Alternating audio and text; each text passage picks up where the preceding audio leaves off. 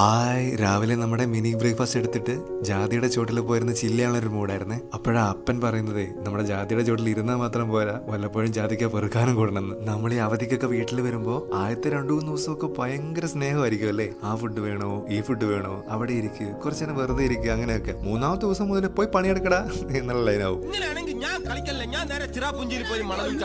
ജാതി ചോദിക്കരുതെന്ന് അറിയാം, എന്നാലും നല്ല രസമുള്ള ഒരു പരിപാടിയായി ജാതിക്ക പെറുക്കുന്നതും പറിക്കുന്നതും ഒക്കെ. മഴക്കാലമൊക്കെ ആയതുകൊണ്ട് അടുപ്പിന്റെ സൈഡിൽ വെച്ചിട്ട് വേണം ഇത് ഉണക്കാൻ. ജാതിക്കൊക്കെ പെറുക്കി വന്നപ്പോഴത്തേക്ക് നല്ല മഞ്ഞിങ്ങനെ ഇറങ്ങി വന്നേ. നല്ലൊരു മസാല ദോശ കഴിക്കാനുള്ള മൂടായി. ബ്രാഹ്മിൺസിന്റെ ദോശപ്പൊടി വെച്ചിട്ട് ഇന്നലെ തന്നെ ബാറ്റർ ഉണ്ടാക്കാൻ വേണ്ടി വെച്ചിട്ടുണ്ടായിരുന്നു. നല്ല മസാല ദോശന്റെ കൂടെ ആകുമ്പോൾ നല്ല സാമ്പാർ ചട്നിയൊക്കെ വേണമല്ലോ, അതും ഉണ്ടാക്കുന്നുണ്ട് കേട്ടോ. ഈ ബ്രാഹ്മിൺസിന്റെ പ്രൊഡക്ട്സ് ഒക്കെ ആകുമ്പോൾ റൈറ്റ് ഇൻഗ്രീഡിയൻസ് റൈറ്റ് പ്രൊപ്പോർഷനിൽ റൈറ്റ് പ്രോസസ്സിങ്ങിലൂടെ വരുന്നത് കൊണ്ട് ക്വാളിറ്റിയുടെ കാര്യത്തിൽ ഒരു ടെൻഷനും ഇല്ലല്ലോ. ഷെടാ, ആൽബിയുടെ വീട്ടിൽ ചക്കയും കപ്പയും മാത്രം ഉള്ളതെന്നാ വിചാരിച്ചേ. ഇതൊക്കെ ഉണ്ടല്ലേ എന്നല്ല നിങ്ങൾ ആലോചിച്ചത്.